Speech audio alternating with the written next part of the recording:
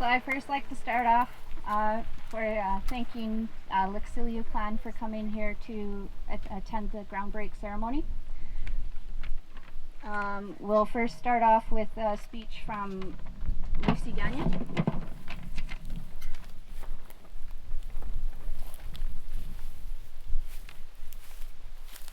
Do I need a mic? Probably not. I'd like to thank everyone for coming here. Sorry. I want to introduce the board, or some that are here. Sandra from the council. Sandra, Sherry, and Andrew represent the council. We have Avril here, who's the community rep. We have Hagelne, who's the elder rep. Don't say that too loud. And then Kayla Mitchell is the youth rep. So as you know, we had to go through a land designation process, and that's because the funder, which is BC Housing, they're leasing the land, or the band is going to lease the land to Yahloden, our housing society, to run this passive house. And we had to go through this process because it's the first time that the funder, which is BC Housing, has funded any buildings on reserve. So I want to back up one step. The proposal that was submitted to BC Housing, they said was the best out of all of the proposals. So we had a really good proposal writer in Norma Slumberg. And so you might ask, what is passive house? And it's just the construction that's really energy efficient.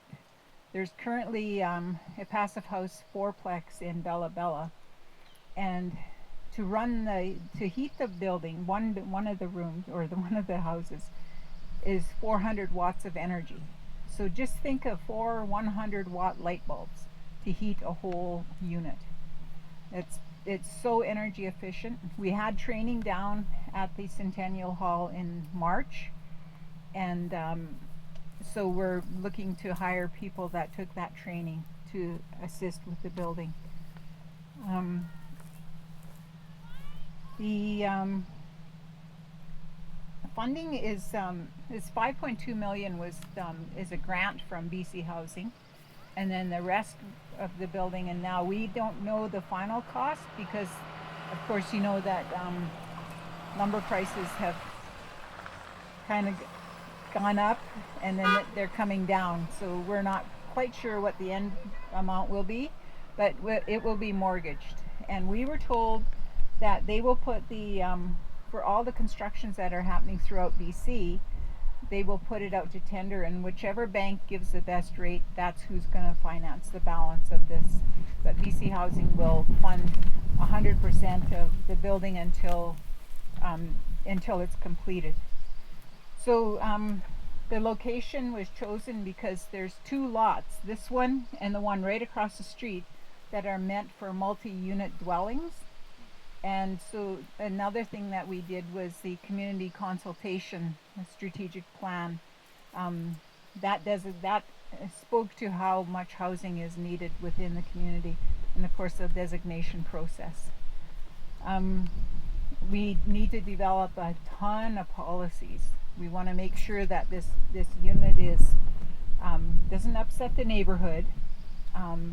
And I just want to allude to that a little bit. I've spoken to Gretchen Woodman, who in Smithers, she lives kitty corner from the Goodacre House. And most of you know that Goodacre House is supportive housing, and there's a lot of addiction issues within the tenants. And you know, they've been open over a year now, and she's never had any issues.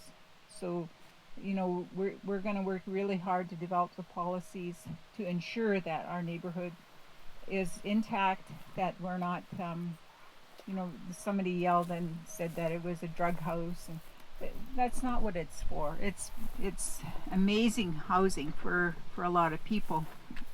So the actual construction, or the apartment, is 26 units, and 16 of them are what they're called studio.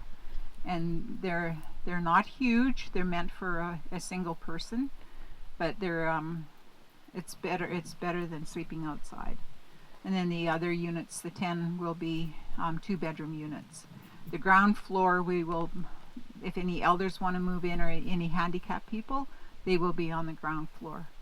And then the actual building itself is going to have some multi-use facilities. So if you want to, say, rent it for a birthday party, it's going to have a big enough space to do that. And there's going to be a washer, like kind of a laundromat for the tenants.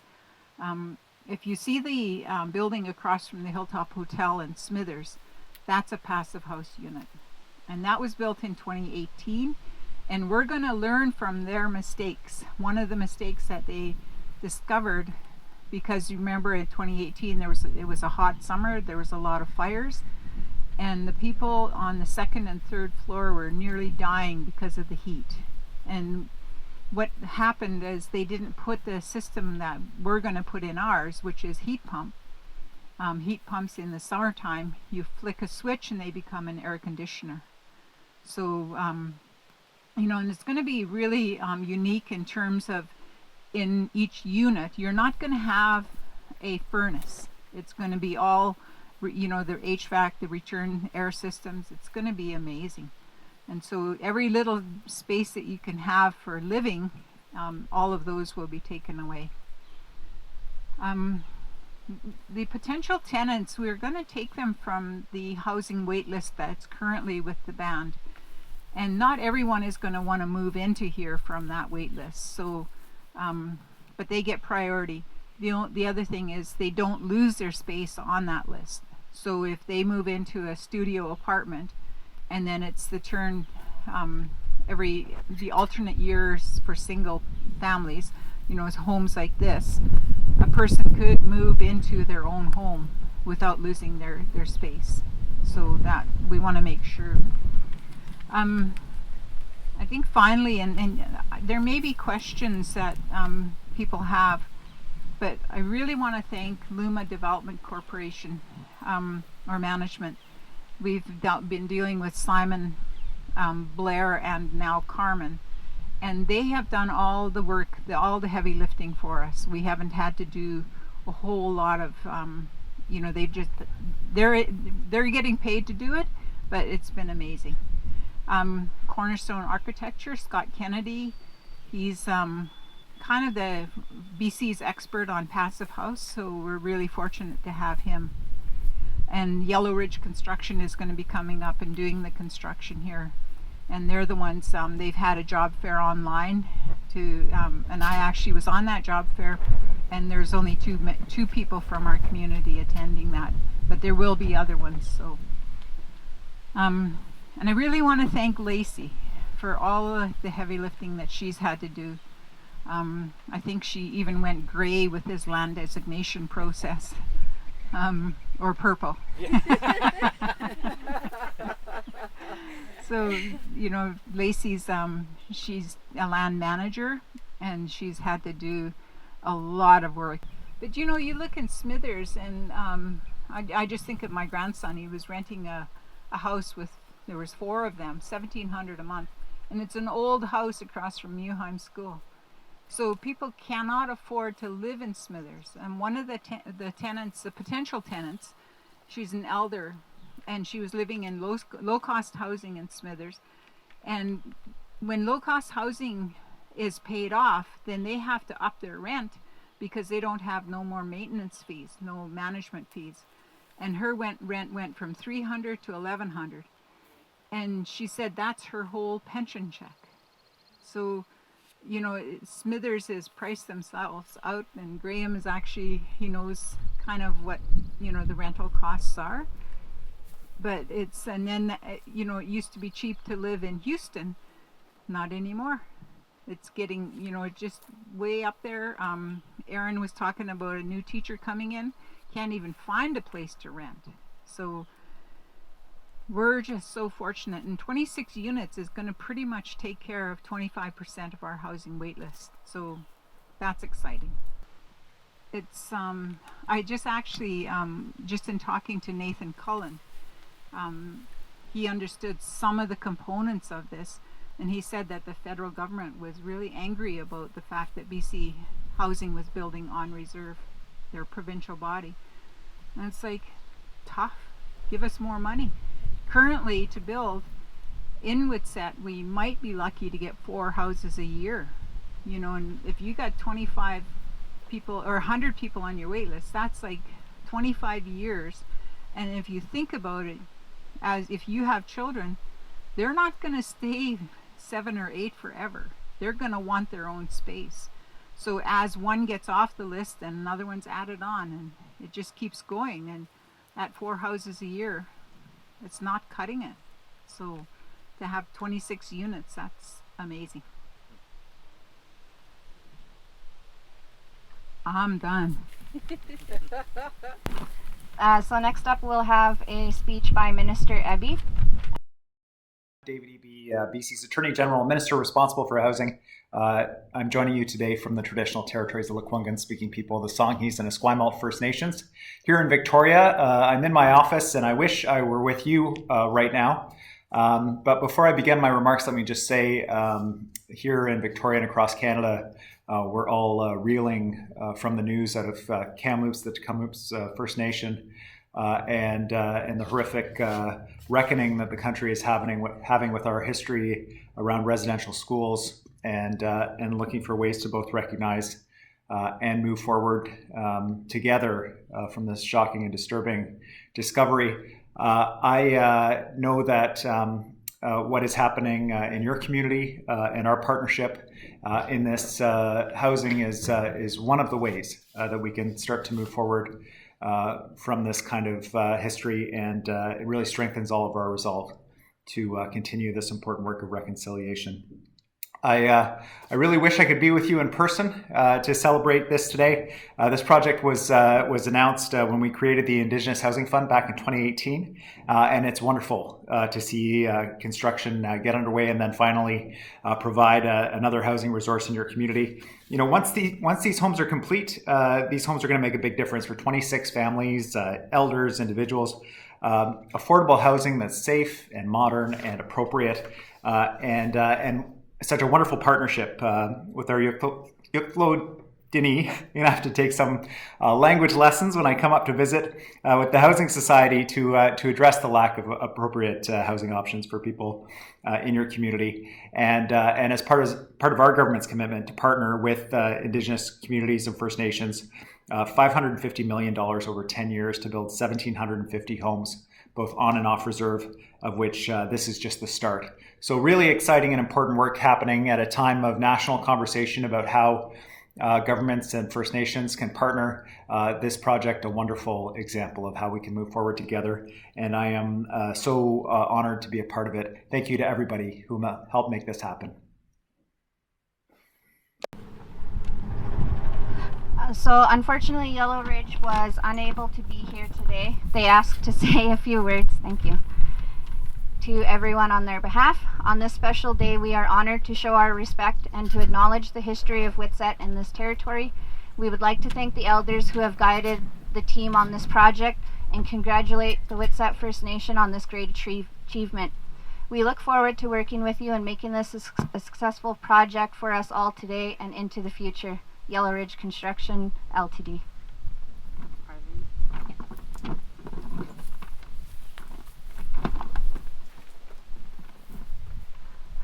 So we'll move on to the Chief's ground break. The ground is a little hard, so we did grab a bucket of sand to make it a little easier. Did you borrow it? Do you have to give it back? Yeah. Is that the sand from the daycare ground? It is actually. So we'll do that. Again?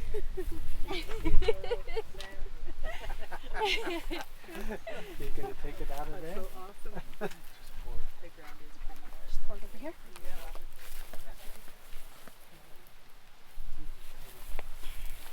Oh, lay it. Yeah. Yeah, you're not here to build a sandcastle, you know. So brave.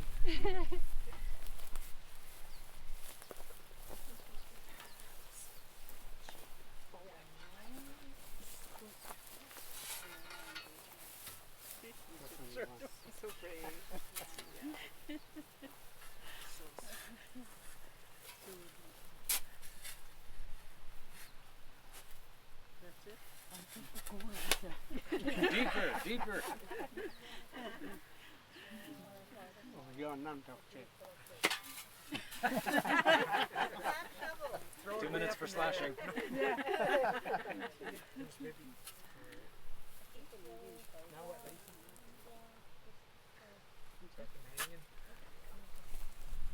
We're done. Thank you. Where's supper tonight? Oh yeah, where's the food and the door prizes? Just take Ronnie. We don't mind. Yeah, Just take Ronnie, we don't mind. sure. So we'll have a speech from Darren. Denise, Zakazite, Skyzite. As you know, we're on Jekaya territory, and we do honor the fact that you recognize us, but it's for our own people. It's for our people to have proper housing, and like what was shared before, for a while there, our own people had to be shipped all the way to Houston to get any housing, and now it's come to a place where that's not even affordable. So I feel this is a good step, and Jekaya says the same, and that what we do here is for our Skyzit, and we need to keep that in mind, and when we continue to move forward. So on behalf of Zakaya, we say, way to go, keep going.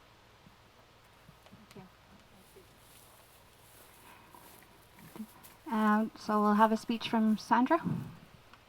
I'll just add to what I already have said earlier, and I would just add that on behalf of the Gidimt'en clan, and this morning I should have mentioned that as well, is that, you know, our children are growing up here on the land here in Witset, and they're incorporating the language, they're incorporating the culture, they're incorporating going out to the land and to the territories, which I appreciate the works that the daycare and how they invite in the elders to work with the children, and also the children, like our children, you know, their children, they're going to be the chiefs one day.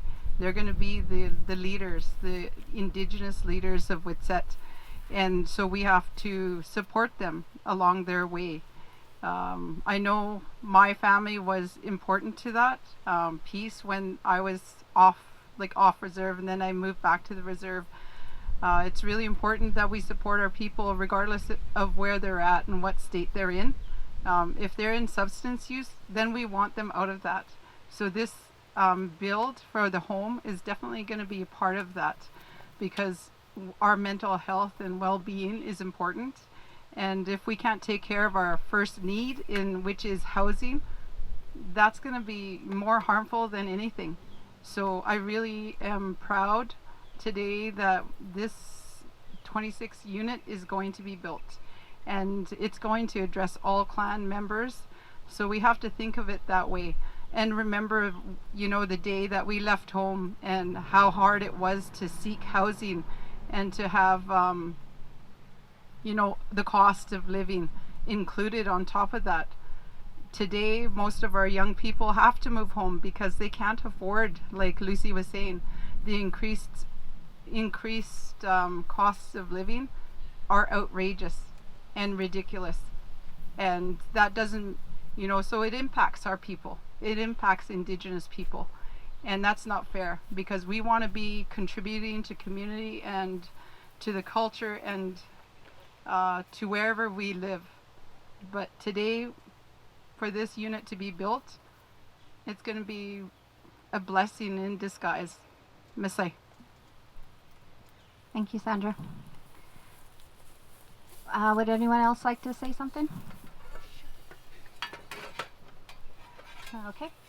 So I thank you guys all for coming out to support this groundbreak ceremony.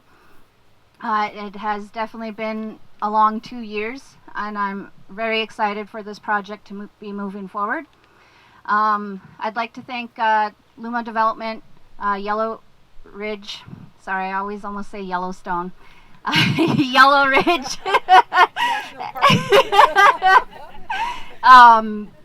BC Housing, Indigenous Services Canada, the Witset First Nation staff. I'm really grateful for the assistance that I got today to help set up with everything. Gail Cutler, Graham Fast, maintenance department. So I really appreciate everybody coming out, and I am looking forward for this project to begin on July 5th.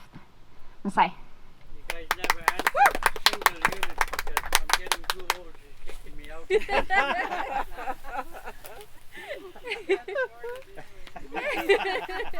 She said she can't afford them.